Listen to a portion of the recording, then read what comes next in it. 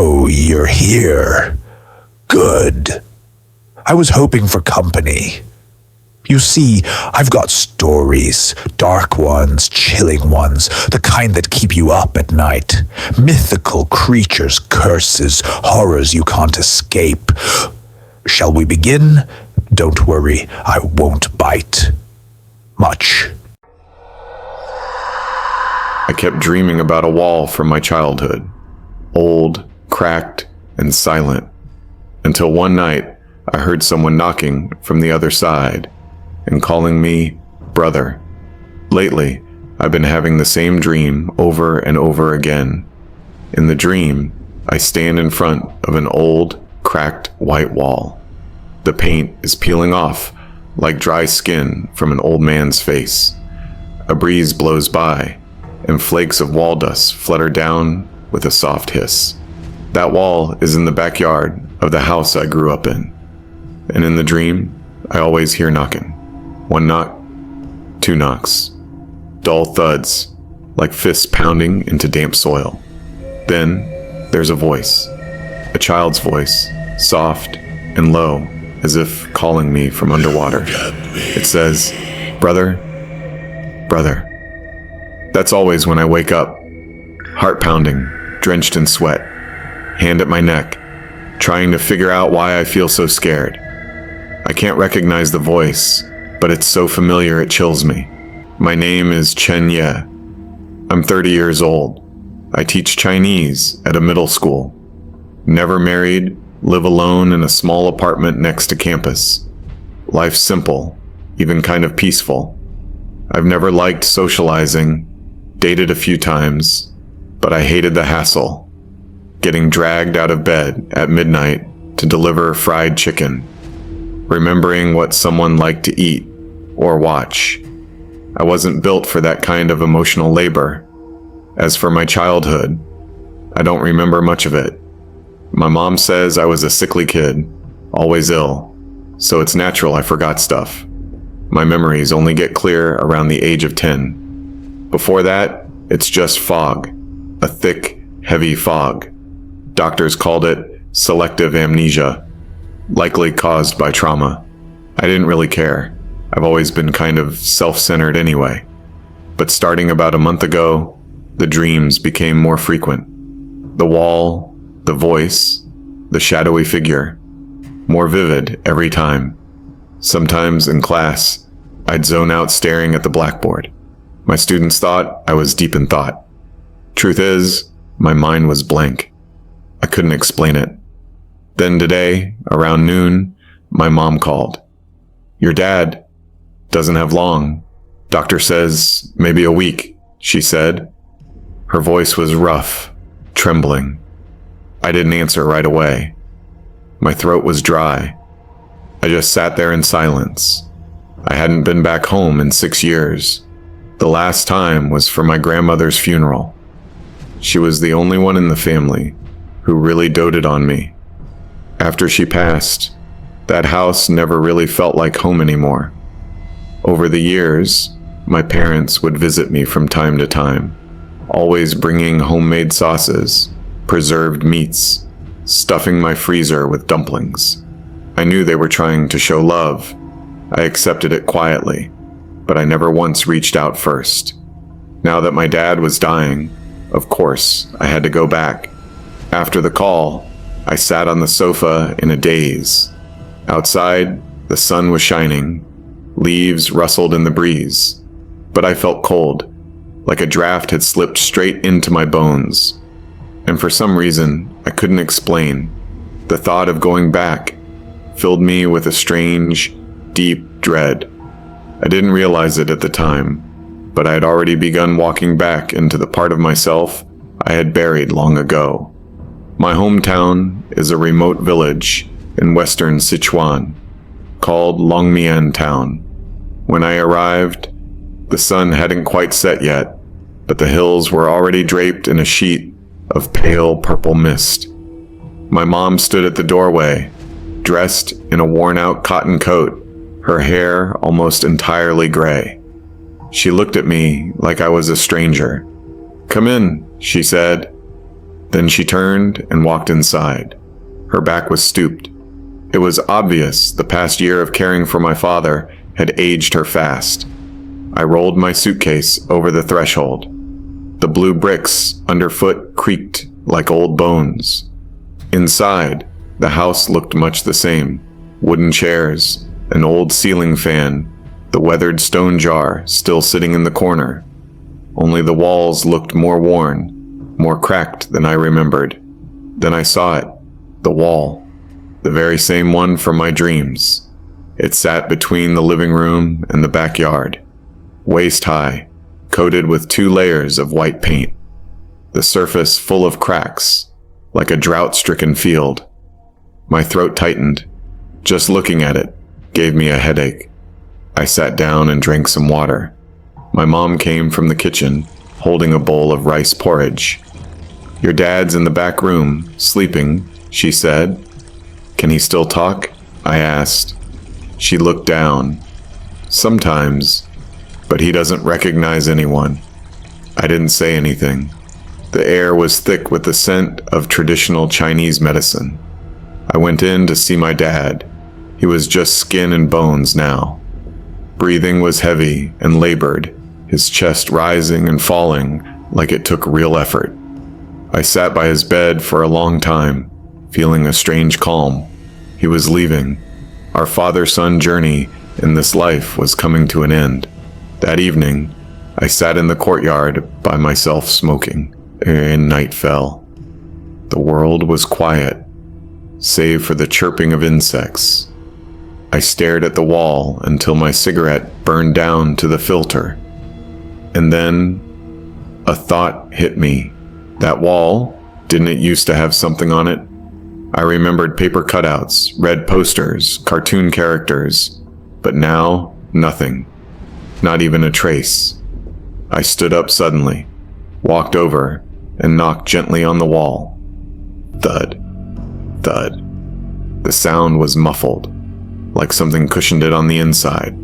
I knocked again, harder. Suddenly, thud. A knock. From the other side. My scalp went numb. My whole body froze.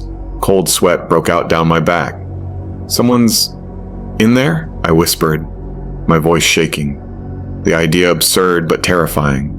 And yet, that feeling, that eerie sense of familiarity, rushed back.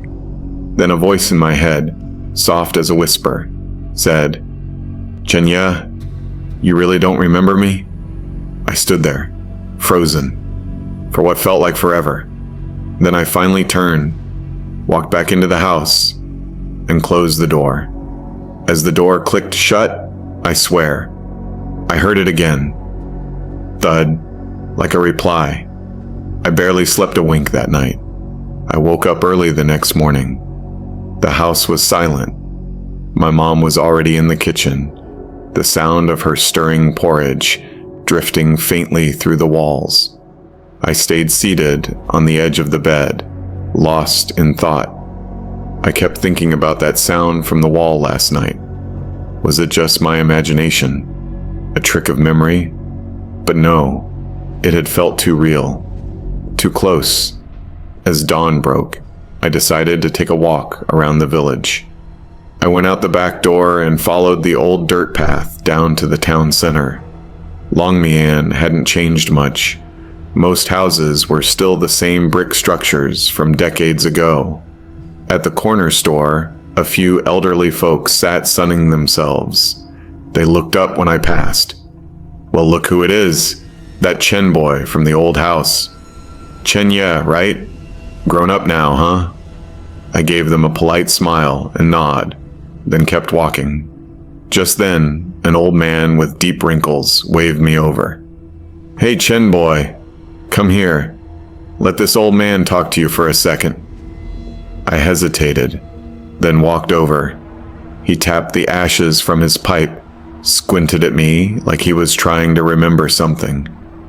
"You were a naughty one, always running around with your little brother, climbing trees, catching frogs near the reservoir." "Little brother?" I blurted out. He paused, surprised. "You don't remember? You had a little brother, didn't you?" What was his name? Ah, right. Chinchi. A jolt ran through me. A brother? I had a brother? My mouth went dry. I stared at the old man. You're sure I had a brother? His eyes softened. You really don't remember? Well, after what happened, it's not surprising. Your mom said you went a bit blank afterward. Poor Chi. I cut him off, trying to keep my voice steady. What happened to him? He sighed. He got missing. I stood there, stunned. The words didn't even make sense. I turned and walked away without another word. My pace quickened until I was nearly running. By the time I reached the house, I slammed the door behind me and slid to the floor, my chest heaving. Chinchi. That name slammed into my mind like a rusted nail pulled from deep inside my skull. Sharp, bloody, unforgettable. How could I not remember him? Why had my mother never mentioned him? Why wasn't there a single photo? I shot to my feet and began rifling through the old wooden cabinet in the living room. Photo albums, documents, notebooks. My hands were shaking. Finally, I found it. A faded photo. A boy stood beside me, a full head shorter. Chubby cheeks, bright eyes, smiling wide. He held my hand tightly, and I looked down at him with a grin. On the back, written in pencil, 1997, Yi and Chi, first semester. I collapsed against the wall. I really had a brother, and somehow I'd completely erased him from my memory.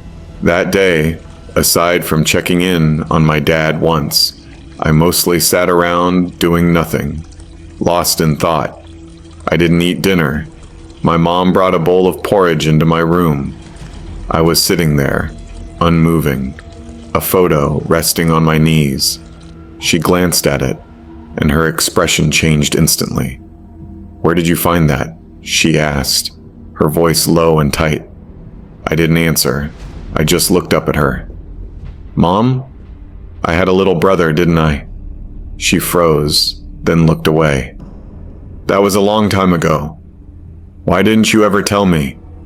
What good would it do?" she said, sounding tired, almost annoyed. "The doctor said it was better you didn't remember. You've been living a good life. Why dig up old wounds?" I stared at her, feeling more and more unsettled. But I saw him in my dreams. I heard him calling me from inside the wall. Her hands trembled, the bowl clinking against the edge of the table. Her eyes widened in fear. "You dreamed that?" He was knocking and calling me brother, over and over. Her face went pale, like someone just dumped a bucket of ice water over her head. She said nothing for a long time. Then, trembling, she finally muttered, "You're imagining things. Don't scare yourself. What is behind this wall, Mom?" I stood up and walked into the living room. I placed my palm flat against the wall. This wall used to look different. I remember there were cartoon posters here, but now there's nothing, not even a trace. My mom followed me, her voice turning cold. "What are you doing?" I turned to face her, meeting her gaze. "Where's Chi-Chi?" She clenched her jaw, silent. The air froze between us. In that moment, I knew she was lying. "I'm gonna tear down this wall," I said. "Chen, yeah," she shrieked, her voice sharp and shrill like a banshee. "You stop it right now." I didn't stop. I stared at her, my heart pounding like a war drum. "What did you do with him?" I didn't say anything else, just lowered my head and started hammering. Bang! The sound of cracking concrete echoed in the empty living room. "Chinya, stop. You're really going to dig him up?" I paused, looked at her. "How did he die?" She opened her mouth, but no words came out. She slowly sank to her knees, hugging her head, sobbing. "You really don't remember?" I kept swinging, one strike after another, The layers of paint and cement crumbled away. Beneath them, an old wooden door appeared, blackened, rotten. A faint, damp smell seeped through the cracks, the kind of scent that only comes from something that's been left to decay. My hands trembled as I pried the latch open. Kriak! The door opened. I shone my phone's flashlight inside. The beam flicked across the corner of the room, and there he was, a small skeleton, curled up on the floor, dressed in a once blue set of pajamas, now faded and dark. The bones hunched inward, like a small animal that had frozen to death while trembling. But what broke me was how the skull was tilted toward the door, like he'd been waiting for someone to come open it. I collapsed to the floor, my lips trembling, my mind ringing with one thought. It was me. I left him there. I covered my face with both hands. My throat was dry, hoarse. I couldn't make a sound. My mom staggered over, kneeling beside me, crying. That night, you were the one who locked him in there. I turned to look at her. Why? She clenched her jaw, her voice barely audible. You were so annoyed with him. He always followed you around, wanted your candy, took your toys, refused to sleep alone. That night, you'd promised to watch cartoons with him, but you wanted to watch a tape instead. He threw a tantrum, and you two fought again.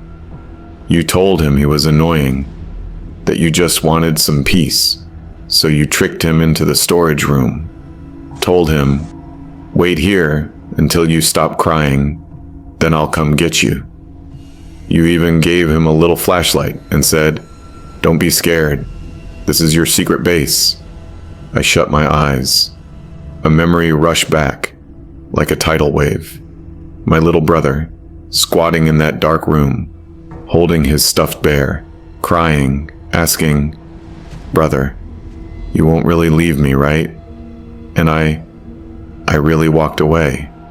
Mom sat by the wall, sobbing, and told me the rest.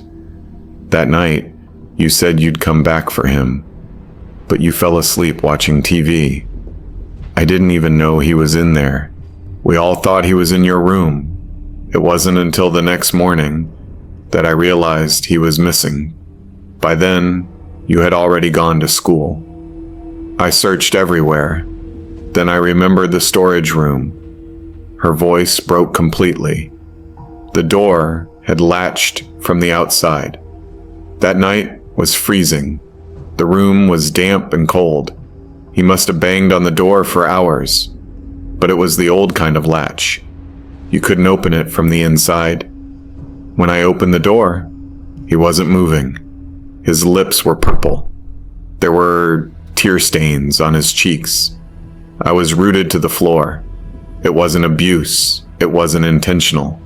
Just a childish tantrum. A moment of wanting to be left alone. And that moment took a child's life. While I slept soundly in front of the TV. The next morning, I went to school like nothing had happened. I didn't even notice he wasn't at the breakfast table. I hadn't even thought about him. Once. He died in that tiny, pitch-black room, and overnight, vanished from my memory. Mom told me that when I got home from school and heard the news, I had a seizure on the spot. They called an ambulance. At the hospital, they had to sedate me. I slept for days. When I woke up, I was blank. Kept saying I felt cold. I couldn't answer a single question. They kept me in the hospital for weeks. I asked my mom, why didn't you tell me about him afterward? All these years, no one ever mentioned him again. She buried her face in her hands and didn't say anything for a long time. I gently put my hand on her shoulder. Mom, I'm grown now. You don't have to be afraid. Whatever it is, we'll face it together. She looked at my brother's remains and finally said, I was scared you'd be ruined forever. You were just a child, not even 10. I was terrified the police would take you away. Even if they didn't, you'd live the rest of your life carrying the label of the kid who killed his brother. How could you survive that? So I told everyone he went missing, maybe kidnapped. Your dad sealed the wall. I told him, we still have one son left. We can't let him live his life with his head down. She sniffled, voice cracking. Your dad blamed himself. He resented you too, deep down. That's why he was always so cold toward you afterward.